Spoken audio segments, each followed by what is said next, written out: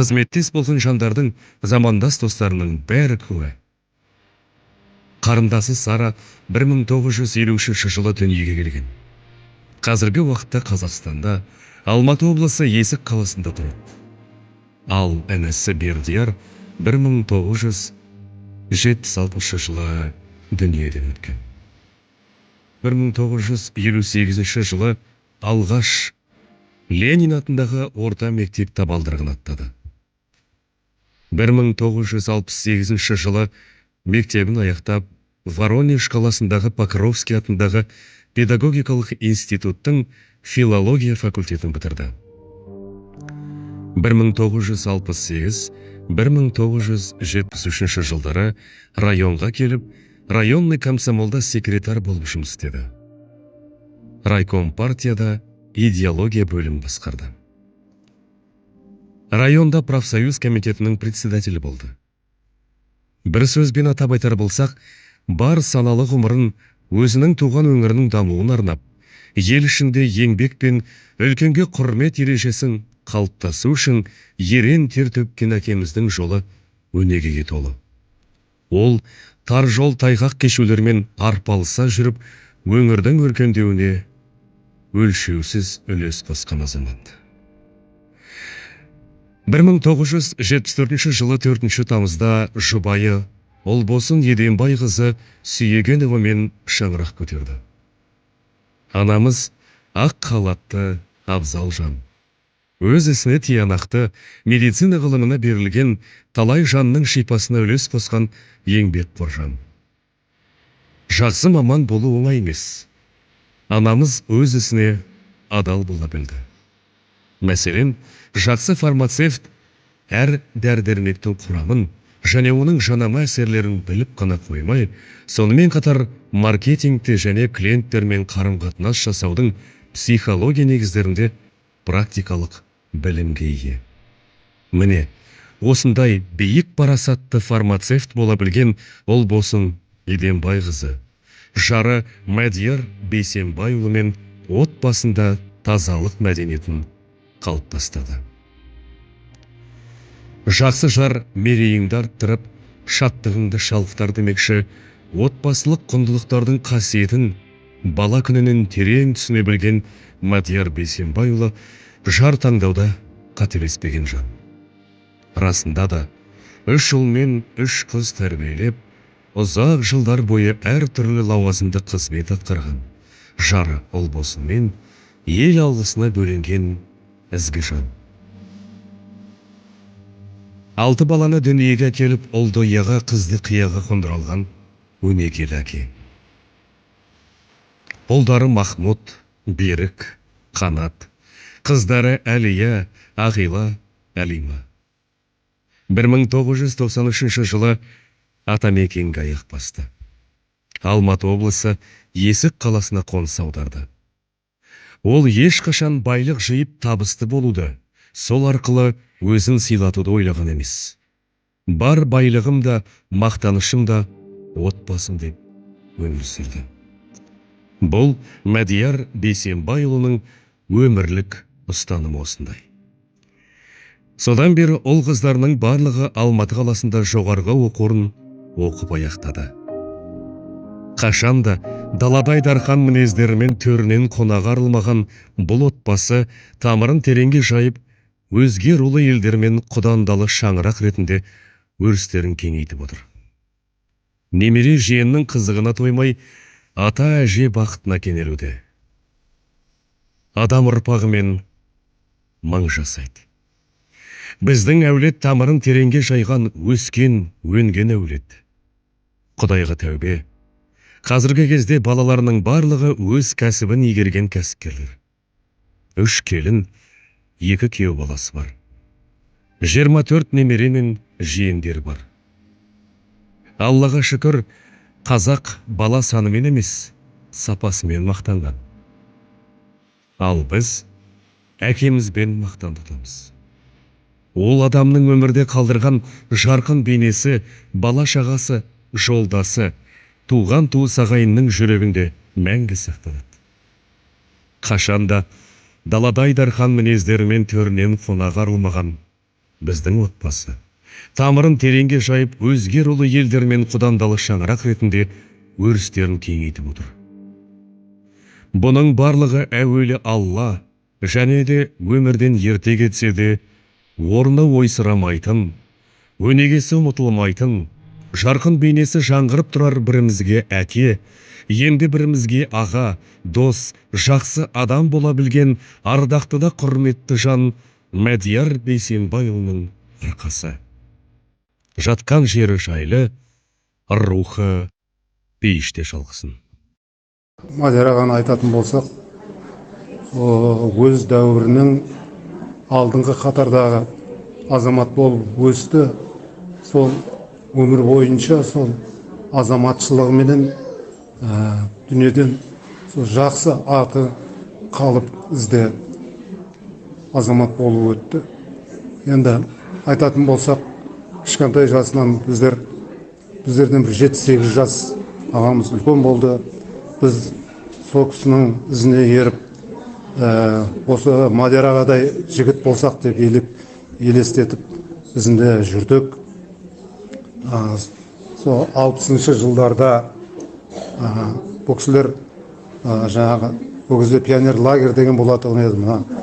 Орталық қалаларға барып, жаздың күні демалып келіп, сол жерлерге барып келіп, сол жерде көрген жаңалықтарын, сол жерде көрген жаңағы орыстың орта қаладағы мәдениеттарды алып, ауылымызға алып келіп, сол біздерде жаңағы қара домалақ балаларды жинап алып, ұйым жасап, үйрететін еді. Район центрінде тұрдық біздер. Ондай мәдениет жағынан, спорт жағынан ондай біздерде жай жағдай болған жоқ. Онда да ол кісі жоқты бар қылып, спорт секцияларын түзіп, күрес бойынша, бокс бойынша, ертең сендер үлкен жігіт боласыңдар, үлкен қалаға шығасыңдар, сонда қалай өмір сүресіңдер, қалай нандарыңды тауып жүресіңдер деп біздерді үйретіп, осы өмірге дайындайтын еді. Мектепте жүрген кезде де өзі озық болды. Мектепте класс балаларының алдында сыйлы болды. Мектепті бітіргеннен кейін ең алдыңғылар қатарында, үздіктілер қатарында Россияға, Воронеж қаласына оқуға кетті. Сол жерде 5 жыл давамында оқу тәлім тәрбие алып келді. Ленин атындағы орта мектебіне мұғалім болып келді. Мұғалім болып келген кезде де Россияда көрген өзінің тәлім тәрбиясын, өзінің көрген мәдениетін Россияда бәрін келіп Тақтау көпірдегі мектеп балаларына үйретіп, көп мәдени спорт тарауында көп тіршіліктерді жасады. Онан кейін аудандық комсомол ұйымын басқарды Мадияр аға. Ол кезде де Артек деген центральный не болатын еді, пионерский всесоюзный лагерь болатын еді. Соған озық алдыңғы қатардағы оқушыларды реттеп жіберетін еді. Ол тарауда да көп жұмыс істеді ағамыз. Ағамыздың осы еңбектерін көріп, жоғарыда отырған партия қызметкерлері, партия ұйымына, райондық партия аудандық комитетінің идеология бөлімінің жұмысқа шақырып, идеология бөлімінің басқарушысы болып істеді. Нағыз өзгеру уақытында еді, перестройканың уақытында. Сол уақытта ағамменен және жолымыз бұлай біріктесіп, райондық партия комитетінің идеология бөлімінде екеуміз, ол кісі бөлім басқарушысы, мен инструктор болып қызмет істедік. Сол кезде де районның өсіп рауаждануына, мәдени жағының, спорт тарауында, осы жаңа дәуірге өту бойынша көп программалық мәселелерді істеп шығуда ағамыз көп еңбек етті. Соның арасында Ұлбосын жеңешемізбен бірге екеуі семья құрды. Жақсы бір өнегелі семья болды, бір үлгі аларлықтай. Екеуі де интеллигент. Ұлбосын жеңешеміз медицина тарауында Қанеке болса ағамыз сол партийный работник, партия мектебін оқыған, партиялық жұмыста істеген сол ұл-қыздарды өсіріп, енді оларды тарбиялап, мына адал жолға салатын кезде, мына ата бабамыз айтады ғой, ұлды ұяға, қызды қияға қондыру керек деген кез, как раз мына заманның бір қиын бір сәттерінде келді. 90-шы 2000-ші жылдарға келді. Сол кезде бұлар қоныс аударып, осы Алматыға көшіп келіп, балалардың бәрін оқытты. Бұлар енді күнкөріс басынан өткен азаматтар біледі, 90-шы жылдары, 2000-ші жылдары күнкөріс, бала-шаға асырау қандай болған жоқ. Мына ағамыз жеңешем екеуі қарамастан, қандай қиыншылыққа қарамастан, сол мына Алияны, Махмуд, Берік, Қанат, Алима, Ағила бәрін тарбиялап, оқытып, жоғарғы мағлұмат беріп, Қанеке беріп, сол ұлды ұяға, қызды қияға қондырып, немере сүйіп, енді сол мына балалардың рахатын, қызығын мына жеңешеміз екеуі енді көріп, бұлай аз-маз аяқ қолын жазамыз дегенде бір Смажал арамыздан ағамызды алып кетті. Ағамызға не дейміз? Ағамыз өмірде жақсы бір із қалдырды. Ешкім ағамның сыртынан ол ондай еді, бұл бұндай еді деп жаман сөз айта алмайды. Азамат болып келді, өмірге азамат болып өтті. Қалған жағында жай жаннатта болсын, иман жолдасы болсын, о дүниясын берсін. Қалған ағамның көре алмаған қызығын жеңешем менен мына балаларға көру нәсіп етсін.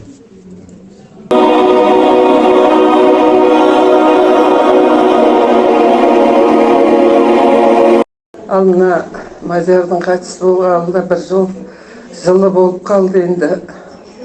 Жыл дегенде демдеп өтіп кетеді екен. Садақаларын берсек те әлі сенбей жатырмыз Мадиярдың жоқтығына. Қайтсек те ендігі жағында бала-шаға аман болсын. Құдайға шүкір, орнында балалар бар, ұлысым бар. Садақасы беріліп атқан қабыл болсын. Мадияр өзі жасында кішкене еркелеу өсті. Бұндай басшылық істейді, үлкен кісі болады деп кішкентай кезінде көрген адам айтпас еді. Әжем оны етегінің астына ектесін көтеріп отырып, етегін түсіріп, соңы астына адам келсе болды, етектің астына тығып, көрсетпей көз тиеді деп сақтады. Әжемнің баласы болып. Құдайға шүкір, міне көпшілік айтып жатыр, барлық жақсылығын, қандай дәрежеде, қандай адам болғанын, қандай жұмыс істегенін айтып жатыр. Сол ерке баладан енді сондай кісі болып шыққаны ғой, Құдайға шүкір, абыройлы болды.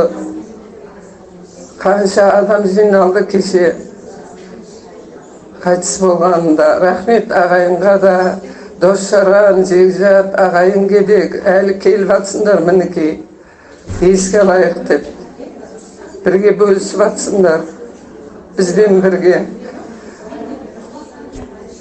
Бұл оқуды бітіріп келгесін, бір күні мамам келіп үйге түсте. Қатты қуанып келді. Сара, мен бір осы ана автобустан түскен келатқан бір қызды көрдім. Сондай әдемі екен, көзіме көрініп, жарқ ете қалды енді деп, кімнің қыз екенін енді білем, сұрастырам сол деп қатты қуанып келді бір күні. Сөйтсек, ол ұлбосынымыз екен.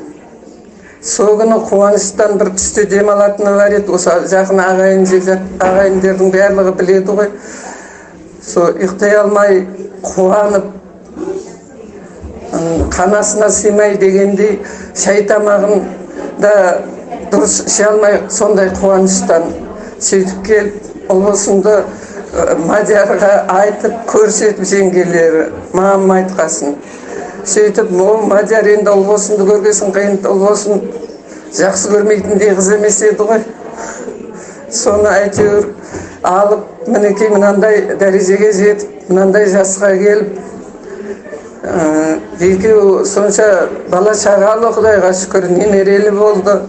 Енді тек бір мына ата болып отыратын кезінде арамыздан кеткені болды. Соған қиналамыз. Бәрімізге де жасы үлкен болып, ата болып отырғанда кәнекей болып. Енді ұлысынға айтарым, үлкен әже болып, дәу әже болып, жас үлкен болып, бала-шағаның алдында, бәріміздің алдымызда бір төбе болып отыра бер. Ассаламалейкум. Мадиярдың енді бір жыл болып болғаны ғой, енді садақасының жақсы адам еді.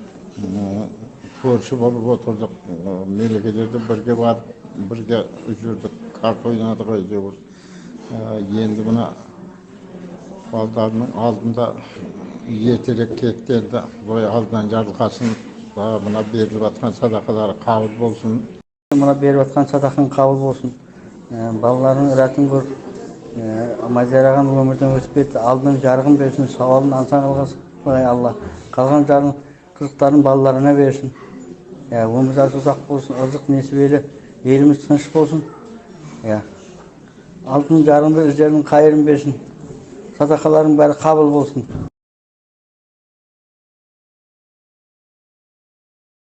Жеңше, мынау беріп жатқан садақаң қабыл болсын. Ағамыз өмірдің озғанына мінекей бір жыл уақыт болған екен. Емде осы жерге көшіп келгелі бері әрі көршімін, әрі інісім, менің атым Бақыт. Не дейміз, мынау қалған жасын балдарына берсін, беріп жатқан садақасы қабыл болып, үйінде жақсылық аманшылық болсын. Балдарының алдында жеңше мамам болсын. Не дейміз, мынау 12 жыл болды менің бірге осы жерде. Көп бірге жүріп, бірге тойларда арасында картада ойнайтын ек. Не дейміз, мынау енді қайтеміз. Қалған жас балдарына беріп, үйінде тыныштық бола берсін.